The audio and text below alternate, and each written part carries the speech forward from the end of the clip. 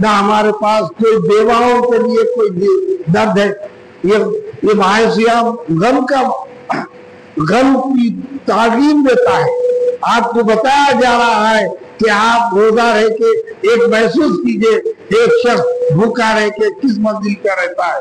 یہ درد بتایا جا رہا ہے، لیکن آج ہم جو ہے اس کو نہیں سمجھ سک رہے، اور جس کی وجہ سے ہم منزلیں نہیں پاتے.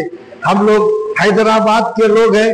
میں آپ کو ایک واقعہ اس لیے سنانا چاہتا ہوں کہ آپ یقین کیجئے کہ جو ہے حق گوئی بے باکی کو جو ہے آپ اپنے ہاتھ سے جانے مت دیجئے.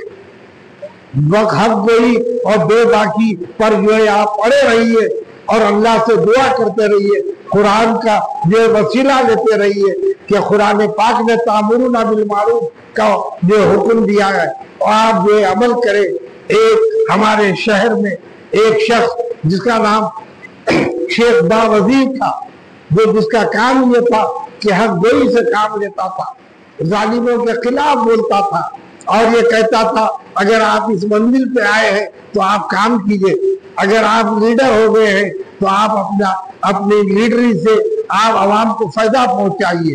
اگر آپ ذمہ دار ہو گئے ہیں تو آپ اپنی ذمہ داری کو ادا کیجئے. اگر کوئی شخص امام ہو جاتا ہے، اگر مصلی کہتے ہیں کہ آپ نماز پڑھائیے تو کوئی غلطی نہیں کرتے، اور اگر امام سے کہتے ہیں کہ آپ اچھی قرات سے پڑھائیے کوئی غلطی نہیں کرتے.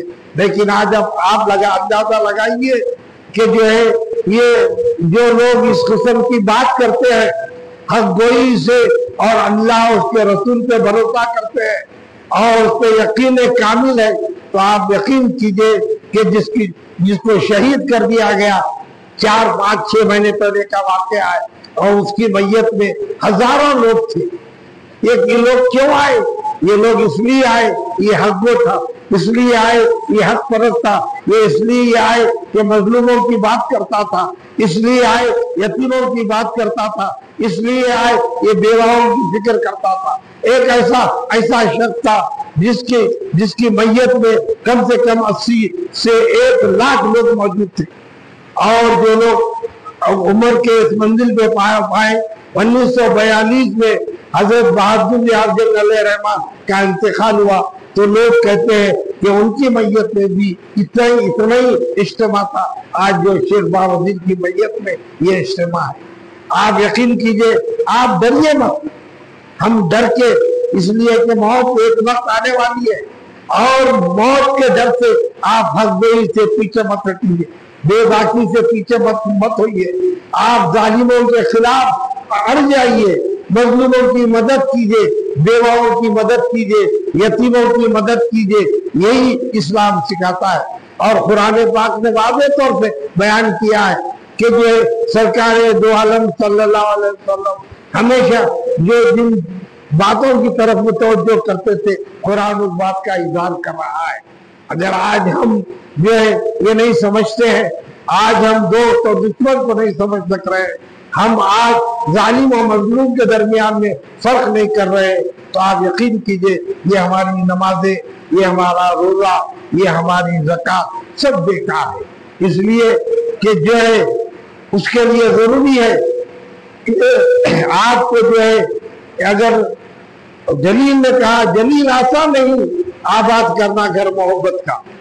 جلیل نے کہا جلیل آسان نہیں آباد کرنا گھر محبت کا. یہ ان کا کام ہے جو زندگی برباد کرتے ہیں. جو لوگ زندگی برباد کرتے ہیں اس منزل پہ پہنچتے ہیں. لیکن آج ہم ہماری زندگیوں کو دیکھ رہے ہیں، ہم ہمارے متعلقین کو دیکھ رہے ہیں، ہم پڑوسیوں کو نہیں دیکھتے. ہم یہ خیال تک نہیں کرتے کہ ہمارا پڑوسی روزے سے ہے، غریب ہے، وہ سحری کرا ہے یا نہیں کرا ہے. اسلام آپ کو اس طرح متوجہ کر رہا ہے. ہم مسلمان ہیں لیکن اس کے باوجود بھی ہم جو عمل کی منزل سے بہت دور ہیں. اس لیے میں ایک شعر پہ اپنی تقریر ختم کر دینا چاہتا ہوں. علامہ اقبال نے اس بات کی طرف توجہ کی ہے کہ اگر زندہ رہنا ہو تو میرے کارواں بن کر رہو. زندہ رہنا ہو تو میرے کارواں بن کر رہو، اس زمین کی پستیوں میں آسماں بن کر رہو. اگر ہم میں یہ صفات پیدا ہو جائے گی اور ہم کتاب اللہ